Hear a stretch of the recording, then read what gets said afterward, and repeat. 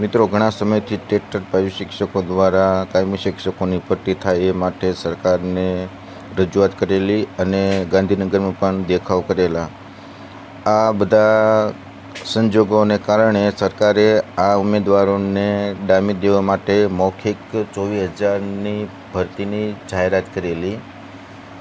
એ જાહેરાતના અનુસંધાને ટેટ ઉમેદવારોએ એ આશા હતી કે સરકાર ગમે ત્યારે નોટિફિકેશન જાહેર કરશે અને કાયમી શિક્ષકોની ભરતી કરશે. પરંતુ હાલમાં જ સરકાર દ્વારા જ્ઞાન સહાયકોની ભરતી જે જાહેરાત કરી છે તેનાથી હજારો ટેટ ભાવિ શિક્ષકોને ખૂબ જ દુઃખ થયું છે.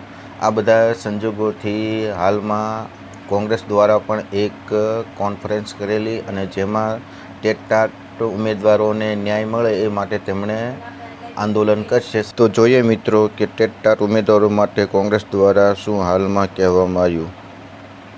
મહિનાના સમય પહેલા જે ટેટ-ટાટની પરીક્ષાઓની જે વિદ્યાર્થીનીઓ જે એમના પોતાના આંદોલનમાં માંગણીઓ કરી રહી હતી સરકાર પાસે, એલઆરડીની બહેનો, કારણ કે મહિલાઓની સુરક્ષાનો મુદ્દાની વાત નીકળી છે ત્યારે આ પણ હું મુદ્દો ઉમેરવા માંગીશ કે એ જ્યારે માંગણીઓ કરી રહી હતી કે અમને ન્યાય આપો, અમને નોકરી આપો, અમને સરકારે જે વાયદાઓ કર્યા છે કે અમારી ભરતી થશે, બસ પોતાના હક અધિકાર માટે ગાંધીનગર સુધી પોતે ધરણા કરવા માટે, ખૂબ શાંતિપૂર્ણ ધરણા કરવા માટે આવી ત્યારે આ મહિલાઓ સાથેનો જે અમાનવીય વર્તન સરકાર દ્વારા કરવામાં આવ્યું ત્યારે એ ખૂબ નિંદનીય હતું. જે બહેનો ન્યાયની ગુહાર લગાડતી હતી કે અમારે ફક્ત માંગણી એટલી છે કે અમને સરકાર નોકરી આપી દે, પણ એની સાથે જો સરકાર જ આવું વર્તન કરશે તો પછી એ સુરક્ષાની આશા બીજે ક્યાં રાખશે મહિલાઓ? એના માટેનો ખૂબ ગંભીર આ મુદ્દો છે અને આના માટે દેશવ્યાપી આંદોલન અમે મહિલા કોંગ્રેસ, અખિલ ભારતીય રાષ્ટ્રીય કોંગ્રેસ દ્વારા